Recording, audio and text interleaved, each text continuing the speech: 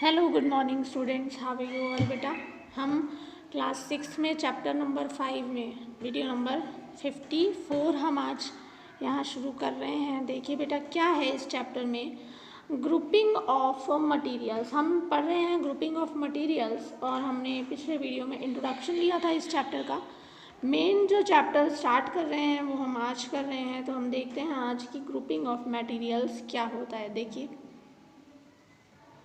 materials can be grouped on the basis of properties such as luster, solubility in water, hardness or conduction of heat, heavier or lighter than water, transparency, magnetic properties etc.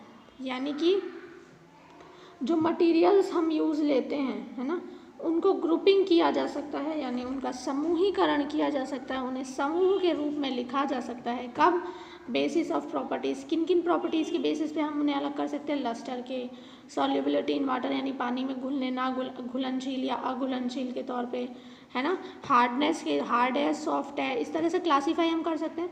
Heat का conduction करते हैं या नहीं करते हैं, heavy है या light है, पानी से, ट्रांसपेरेंसी यानी आर पार दिखता है या नहीं, उनकी मैग्नेटिक प्रॉपर्टीज़ क्या हैं, उस हिसाब से हम सारे मटेरियल्स को अलग अलग करके लिख सकते हैं। However when we normally group things we do so in the manner of similar things. हम जब किस चीज़ को ग्रुपिंग करते हैं तो किस तरह से करते हैं बेटा, कि जो चीज़ सेम सेम है वो एक तरफ और सेम नहीं है तो वो अलग करते हैं ग्रुप उनका, है ना। क्योंकि ग्रुपिंग करने से उनको ढूंढना हमारे लिए आसान हो जाता है, स्टोर करना आसान हो जाता है, सेल करना भी। आपने कभी एक ग्रॉसरी शॉप देखी है अगर, तो देखिए जो जैसे एक जैसे साबुन होते हैं वो एक साथ रखे जाते हैं, एक जैसे जो बिस्किट होते हैं वो एक साथ रखे जाते हैं, इसी को तो बोलते हैं ग्रुपिंग।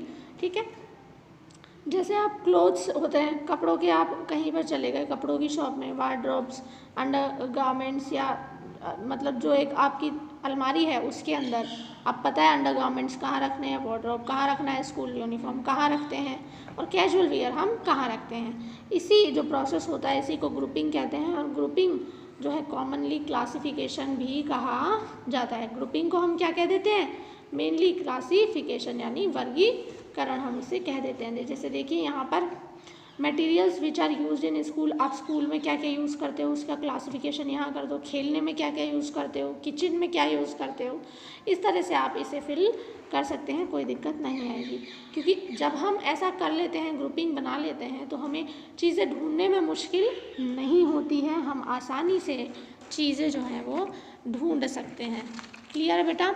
तो ये जो है ना इसे बोलते हैं हम ग्रुपिंग। देखिए आगे इसी में, order to understand and aforementioned statement, जो ये चीज़ें होती हैं मतलब अपने मटेरियल्स रखे, इनका ऑर्डर समझने के लिए visit your local grocer shop. आप अपने किसी ग्रोसर शॉप पे जाएं, यानी कि किसी परचूनी की दुकान पे आप सिंपल चले जाएं, eatable things, biscuit, toffee, jams वहाँ पे रखे हुए होंगे, उन्हें देखें।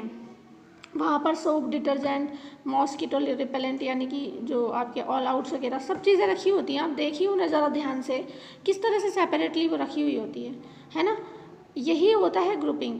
आप अपने घर में देख लें, आप अपने घर में जो चीज़ें देखेंगे किचन के अंदर, आपको पता रहेगा कि कहाँ कहाँ क्या क्या चीज़ है, टी स्पून्स कहाँ रखनी है, फॉक्स कहाँ रखने हैं, नाइफ कहाँ रखते हैं हम, है ना, अलग अलग चीज़ें कहाँ कहाँ सेटलमेंट होता है उनका, उसी को हम क्लासिफिकेशन या फिर क्या कह देते हैं, ग्रुपिंग कह देते हैं। ठीक है, object are classified on the basis of some similarities और सम डिससिमिलरिटीज। कभी कभी तो हम एक जैसी चीज़ों को इकट्ठा करके रखते हैं और कभी कभी अलग अलग तरीके की चीज़ों को अलग अलग करके रखते हैं। तो ये जो है फिजिकल प्रॉपर्टीज़ होती हैं। इसके आगे हम नेक्स्ट वीडियो में पढ़ेंगे, तब तक आप यहाँ तक पढ़ें। Thank you.